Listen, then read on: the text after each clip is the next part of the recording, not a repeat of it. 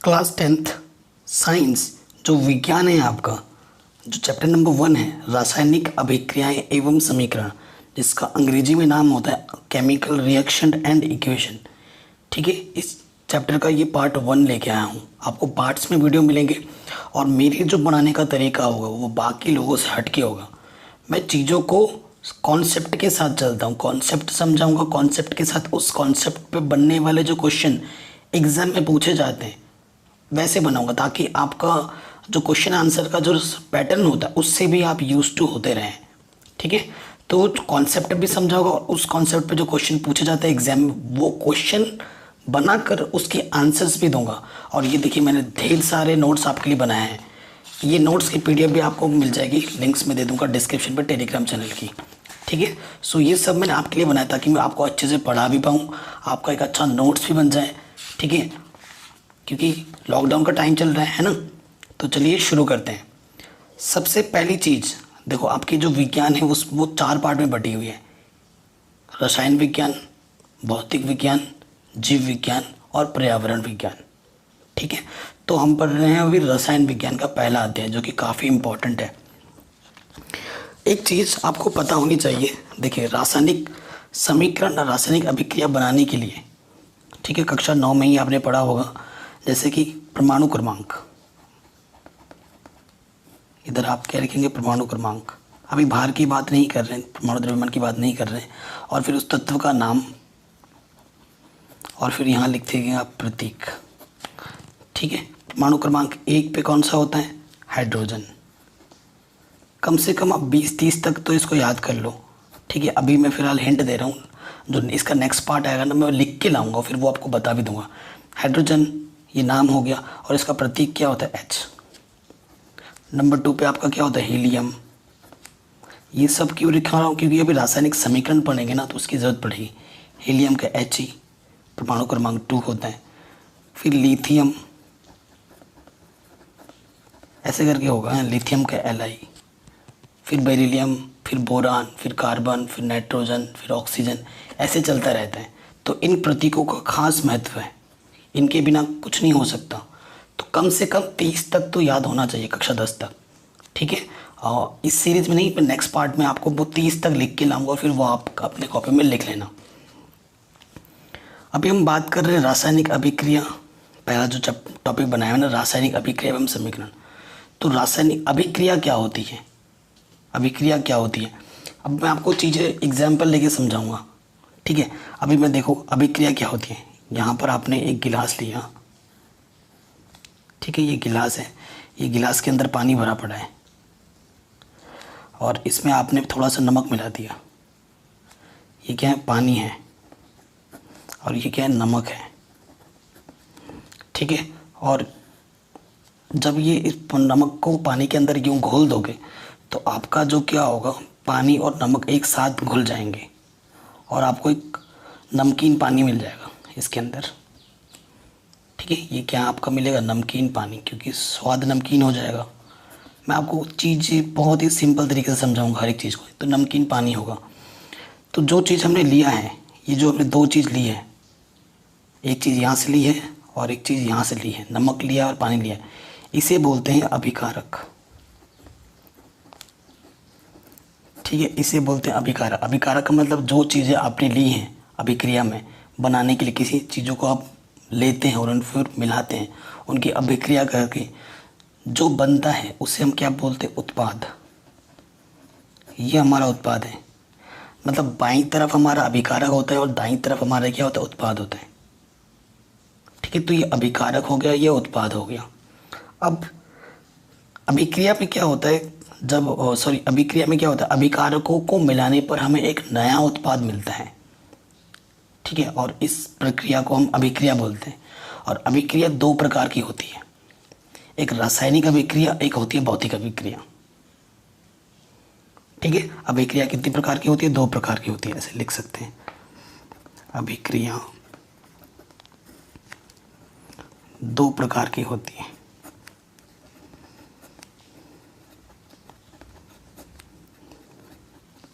ठीक है, जो अभिक्रिया 2 प्रकार की होती है ना, एक होती है, इधर मैं लिख रहा हूँ, एक लिख रहा हूँ मैं रासायनिक अभिक्रिया, इस तरफ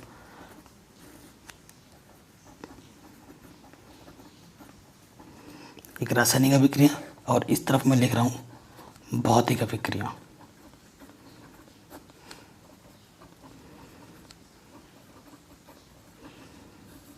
ठीक, अब आपको देखना आराम से समझ में आएगा।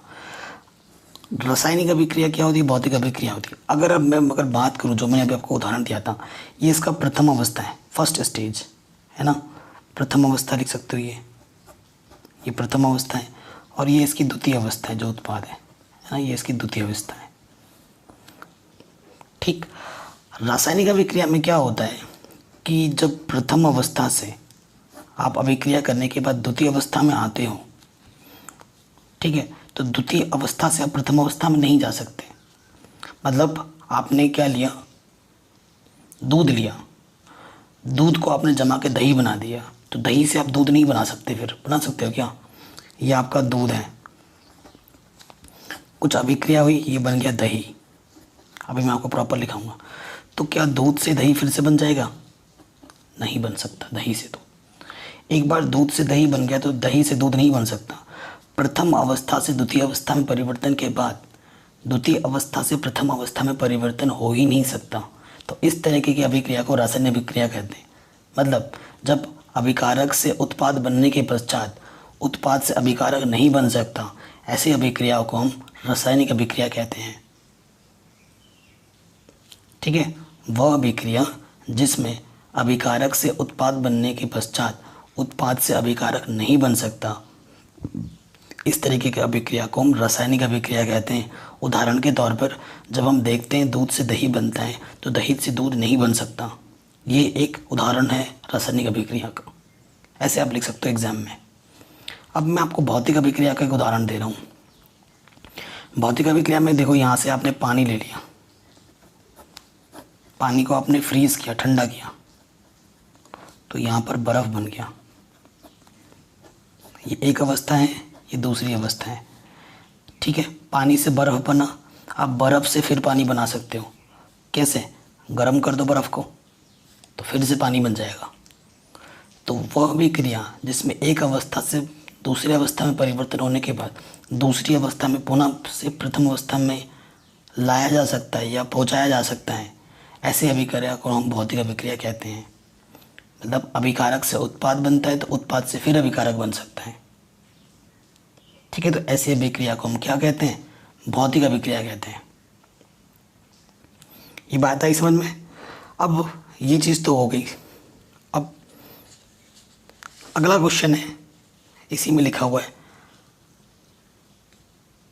ये अभिक्रिया परिवर्तन था, भौतिक रासायनिक, ये भौतिक परिवर्तन था या रासायनिक परिवर्तन था। ठीक है, अब आपकी किताब में ये चीज़ आ रही है, रासायनिक अभिक्रिया किसे कहते हैं, यह कितने प्रकार की होती है, प्रत्येक तत्व को उदाहरण देकर समझाइए।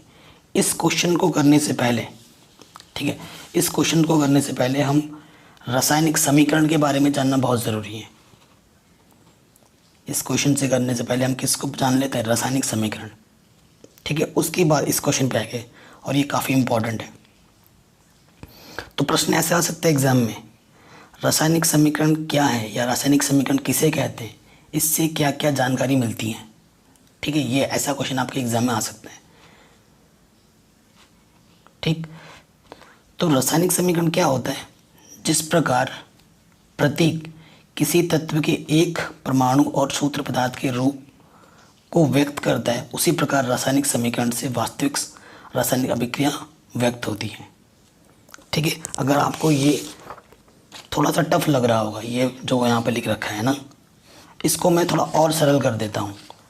देखो, रासायनिक समीकरण क्या कहते हैं, ऐसे लिखना, वह समीकरण जिसमें अभिकार को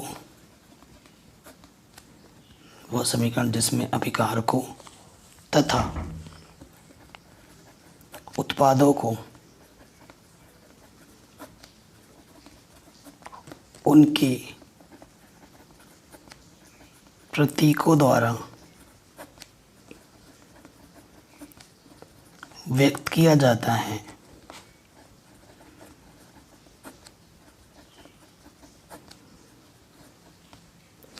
रासायनिक समीकरण कहलाता है।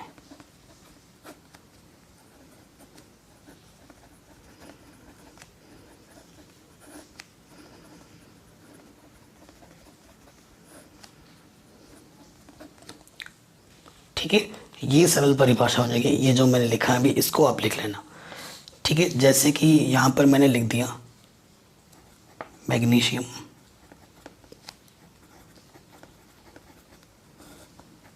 प्लस ऑक्सीजन, तीर का निशान मैग्नीशियम ऑक्साइड, मैग्नीशियम ऑक्साइड। इस मात्रा थोड़ी इधर उधर होगी तो समझ लेना, ठीक है, मेरी हिंदी थोड़ी वीक है। तो मैंने लिया मैग्नीशियम, मैंने लिया ऑक्सीजन, अभिक्रिया कराई तो मेरे को मिला मैग्नीशियम ऑक्साइड। अब इसको जब मैं प्रतीकों के रूप में लिखूंगा, मैग्नीशियम को लिखते हैं हम Mg से, ऑक्सीजन का होता है O2, ठीक है, O से, तो हमें क्या मिलता है MgO। ठीक है, ये मैंने संतुलित भी कर दिया। अभी थोड़ी देर बाद में आपको संतुलित रासायनिक समीकरण के बारे में भी बताऊंगा, ठीक है, उसके बारे में भी हम आएंगे। तो मेन चीज़ क्या होता है, वह समीकरण है जिसमें अभिकारकों तथा उत्पादों को उनके प्रतीकों द्वारा व्यक्त किया जाता है, तो उसे हम रासायनिक समीकरण कहते हैं। तभी मैं बता रहा था कि भाई हाइड्रोजन का H होता है, हीलियम का He होता है, लिथियम का Li होता है, ऑक्सीजन का O होता है। किस वजह से जानना ज़रूरी है, इस वजह से जानना ज़रूरी है। अगर हमें उनके प्रतीक, उनके परमाणु क्रमांक नहीं पता होंगे तो हम रासायनिक समीकरण नहीं लिख पाएंगे, नहीं बना पाएंगे। तो ये चीज़ हमारे लिए बहुत ही आवश्यक है, बहुत ही ज़रूरी है। ठीक है, तो मैग्नीशियम को Mg से प्रदर्शित करते हैं, ऑक्सीजन को O से। ठीक है, तो उनके प्रतीकों के द्वारा हमने जब इसे लिख दिया है तो इसे हम बोलेंगे रासायनिक समीकरण। तो इसे हम क्या बोलेंगे, रासायनिक समीकरण बोलेंगे। आया समझ में आपको? तो रासायनिक समीकरण के बारे में पता चल गया। अब आगे आते हैं, तो वही चीज़ हमने यहाँ पर प्रॉपर में लिखा है, किसी रासायनिक अभिक्रिया में भाग लेने वाले अभिकारकों तथा अभिक्रिया के फलस्वरूप उत्पन्न होने वाले उत्पादों या परिणामों पदार्थों को प्रतीकों तथा सूत्रों द्वारा निरूपित करने को रासायनिक समीकरण कहते हैं। तो या तो ये लिखना या इससे भी सरल जो मैंने लिखवाया उसे लिख लेना। ठीक है, आई थिंक जो मैंने पहले बताया वो ज़्यादा सरल है, उसे लिख लेना। अब हम रासायनिक समीकरण से हमें क्या क्या पता लगता है, आपसे एग्जामिनर पूछ सकता है, आपसे एक क्वेश्चन में आ सकता है, अरे भाई तू तो बता रहा है रासायनिक समीकरण, तू रासायनिक समीकरण से क्या बता सकता है और क्या क्या बता सकता है। तुम बोलोगे ये सूत्र में लिखते हैं, वो बोलेगा तूने सूत्र में लिख दिया, अब और उससे हमें क्या क्या जानकारी मिल सकती है, ऐसे पूछेगा आपसे। तो आप क्या बोलोगे, ऐसे लिखोगे, रासायनिक समीकरण में निम्नलिखित तथ्यों की जानकारी प्राप्त होती है। पहला क्या है, रासायनिक समीकरण से हमें क्या पता चलता है, रासायनिक अभिक्रिया में भाग लेने वाले पदार्थों का ज्ञान हो जाता है। ठीक है, अभी मैंने आपको बताया था, क्या बताया था, ये रासायनिक समीकरण के मैंने एक उदाहरण दिया था, एक समीकरण है, तत्वों का ज्ञान हो जाता है। ये बोला है, देखो हमारे पास क्या मैग्नीशियम है, हमारे पास क्या ऑक्सीजन है, हमारे पास क्या मैग्नीशियम ऑक्साइड है। सो ये तत्वों का ज्ञान हो गया मेरे को, क्या देख के, रासायनिक समीकरण को देख के, इनके के अभिकारक में क्या क्या है, उत्पाद में क्या क्या बना, इसको देख के ही हमें पता चल गया। तो वही चीज़ बोल रहा है, रासायनिक समीकरण से रासायनिक अभिक्रिया में भाग लेने वाले पदार्थों का ज्ञान हो जाता है। ठीक है, ये चीज़ आ गई पहली चीज़ समझ में। दूसरा पॉइंट क्या बोल रहे हैं, रासायनिक अभिक्रिया के फलस्वरूप उत्पन्न उत्पादों का ज्ञान हो जाता है। मतलब ये रासायनिक अभिक्रिया हुई, मैग्नीशियम और ऑक्सीजन को मिलाया तो क्या बना, MgO, यानी कि उत्पाद मेरा क्या बना, मैग्नीशियम ऑक्साइड। तो मैंने इसी को देखा कि दो अभिकारक मिलके ये उत्पाद दे रहे हैं। तो रासायनिक अभिक्रिया को देख के तो मैं बोल रहा हूँ ना कि इस तरफ दाईं तरफ ये क्या है, उत्पाद है। उत्पाद मेरा क्या है, MgO, यानी कि मैग्नीशियम ऑक्साइड। तो वही बोल रहे हैं, रासायनिक अभिक्रिया के फलस्वरूप उत्पन्न उत्पादों का ज्ञान हो जाता है। ठीक, थर्ड क्या बोल रहा है, रासायनिक अभिक्रिया के अभिकारकों तथा उत्पादों की मोल संख्या ज्ञात होने पर उनके द्रव्यमान की जानकारी प्राप्त होती है। अब आप बोलोगे भाई ये मोल संख्या क्या है। अच्छा, मोल संख्या क्या होती है, ये जैसे Mg के सामने मैंने 2 लिखा, O यहाँ 2 है, यहाँ Mg ये 2 है, तो ये जो है 2, ये जो O, ये जो 2 है, ये हमारे मोल हैं। ये हमारे क्या है, मोल हैं। मोल का मतलब क्या होता है कि मैग्नीशियम कितने हैं, 2 मोल हैं, यानी कि 2 हैं। जैसे मैं एक टीचर हूँ, मेरे जैसा कोई और एक टीचर है, तो 2 टीचर हैं। ऐसे ही यहाँ पर मैग्नीशियम 2 लिखा है, तो मैग्नीशियम के 2 मोल हैं, यानी कि 2 mg है। यहाँ पे 2 ऑक्सीजन के अणु हैं, मोल हैं, ऐसे सोच सकते हो। और MgO के भी 2 मोल हैं, 2 लोग हैं सेम टाइप के, ठीक है, ऐसे समझ सकते हो प्रॉपर। है समझ में मोल के बारे में। फिर बोल रहा है रासायनिक अभिक्रिया के अभिकारकों का कुल द्रव्यमान के बराबर होता है। इससे द्रव्यमान संरक्षण के नियम यानी कि पदार्थों के अविनाशिता के नियम की पुष्टि होती है। देखो, एक चीज़ आ रहा है कि मोल की जानकारी के बाद द्रव्यमान संरक्षण के नियम का पता चलता है। अब आपके मन में यह आ रहा होगा कि यह द्रव्यमान संरक्षण का नियम क्या है। द्रव्यमान संरक्षण का नियम क्या है, तो सुनना ना। तो देखो, इधर जितना द्रव्यमान होगा ना बाएं पक्ष में, ये बायां पक्ष है हमारा और ये दायां पक्ष है, ठीक है। तो बाएं पक्ष में जितना होगा दाएं पक्ष में भी द्रव्यमान उतना ही होगा।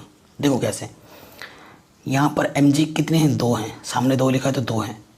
यहाँ mg के सामने 2 लिखा है, यानी कि मैग्नीशियम, तो इधर भी 2 है, इधर भी 2 है, दायां इक्वल टू बायां, ठीक है। ऑक्सीजन इधर कितना है, 2 है, ये ऑक्सीजन है, इसके सामने लिखा है 2, तो इधर भी ऑक्सीजन 2 है, तो इधर भी ऑक्सीजन 2 है, इधर भी ऑक्सीजन 2 है, बायां पक्ष बराबर दायां। तो द्रव्यमान संरक्षण का नियम क्या कहता है कि पदार्थों को न, ठीक है, पदार्थों को ना तो उत्पन्न किया जा सकता है ना ही नष्ट किया जा सकता है।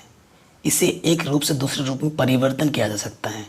और क्या बोलते हैं कि दोनों तरफ अभिकारक, इधर हमारा अभिकारक होता है, इधर हमारा उत्पाद होता है, तो अभिकारक तथा उत्पाद में द्रव्यमान क्या होते हैं, बराबर होते हैं, बराबर होने चाहिए, तभी वो अभिक्रिया संतुलित बोली जाती है, ठीक है। और कम ज़्यादा होगा उससे भी इस अभिक्रिया से पता लग जाता है कि किस में कितने की कमी है। तो ये होता है रासायनिक अभिक्रिया, ठीक है। और इससे हमें क्या क्या चीज़ें पता चलने को मिलती हैं। अब हम आते हैं नेक्स्ट कि रासायनिक अभिक्रिया तो हमने पढ़ ली, सॉरी रासायनिक समीकरण तो हमने पढ़ लिया।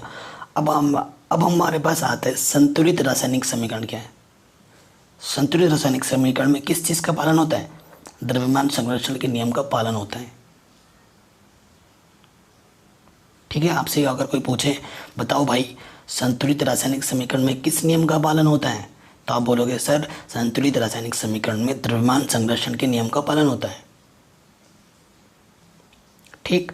तो देखिए, अब यहाँ से आप इस टॉपिक को करते हैं, फिर बाकी चीज़ हम नेक्स्ट वीडियो में करेंगे, ठीक है। पार्ट्स में आपको मिलेंगे वीडियोस। तो ये क्या बोलते हैं, संतुलित रासायनिक समीकरण क्या है, क्वेश्चन में ऐसे लिखाएगा, रासायनिक समीकरण को संतुलित करना क्यों आवश्यक है, ऐसा क्वेश्चन आ जाएगा एग्जाम में। तो संतुलित समीकरण क्या है, वह रासायनिक समीकरण जिसके दोनों पक्षों में, मतलब बाईं तरफ और दाईं तरफ, अभिकारक और उत्पाद, वह रासायनिक समीकरण जिसके दोनों पक्षों में प्रत्येक तत्व के परमाणुओं की संख्या बराबर होती है, संतुलित रासायनिक समीकरण कहलाता है, ठीक है। मैंने अभी आपको एक उदाहरण दिया था ना, ये जैसे 2mg + O2 2mgO, इधर mg2 है, इधर mg2 है, इधर ऑक्सीजन 2 है, इधर भी ऑक्सीजन 2 है, तो ये संतुलित है। लेफ्ट में जितना है राइट में भी उतना ही है, ठीक है। वही चीज़ बोल रहे हैं, वह रासायनिक समीकरण जिसके दोनों पक्षों में प्रत्येक तत्व के परमाणुओं की संख्या बराबर होती है, संतुलित रासायनिक समीकरण कहलाता है। अंग्रेजी में बोलते हैं इसको बैलेंस्ड केमिकल इक्वेशन। जैसे एक उदाहरण दे रखा है Zn + H2SO4 ZnSO4 + H2, ठीक है। तो मैं आपको बता रहा हूँ, इधर अभिकारक है लेफ्ट में, इधर उत्पाद है, तो Zn लेफ्ट में कितना है, देखो 1 है, इकलौता है, इधर भी कितना है, इकलौता है, 1 1। हाइड्रोजन कितना है, इधर 2 है, इस तरफ हाइड्रोजन कितना है, 2 है। सल्फर इधर कितना है, 1 है, इस तरफ सल्फर कितना है, 1 है। ऑक्सीजन इधर कितना है, 4 है, इधर भी ऑक्सीजन कितना है, 4 है, 4 4। तो लेफ्ट में इक्वल टू राइट है, तो इसको क्या बोलते हैं, संतुलित रासायनिक समीकरण। तो आज की वीडियो में हम बस इतना ही सीखेंगे। ये पार्ट हमारा 1 था, पहला लेक्चर था। अगर आप लोगों का अच्छा रिस्पांस रहेगा तो मैं आपके लिए सारे चैप्टर प्रोवाइड करा दूंगा इसी तरीके से नोट्स बना कर। ठीक है। सो नेक्स्ट वीडियो में हम क्या सीखेंगे, संतुलित रासायनिक समीकरण कैसे करते हैं, किसी रासायनिक समीकरण को संतुलित कैसे करते हैं। ठीक है। उसके बाद रासायनिक समीकरण क्या है, ये सब हो गया ना। ये सब क्वेश्चन जो है इनको सॉल्व करना सीखेंगे। तो ये सब आपको नेक्स्ट पार्ट में मिल जाएगा। आशा करता हूँ आपको वीडियो ज़रूर पसंद आई होगी। अगर ऐसा है तो प्लीज़ वीडियो को ज़रूर लाइक कर देना। हमारे चैनल पर नए हो तो प्लीज़ इसे सब्सक्राइब कर लेना और नोटिफिकेशन बेल को ज़रूर प्रेस कर लेना। ठीक है। Thank you. डिस्क्रिप्शन को ज़रूर चेक करो, प्लेलिस्ट को ज़रूर चेक करो। जय हिंद।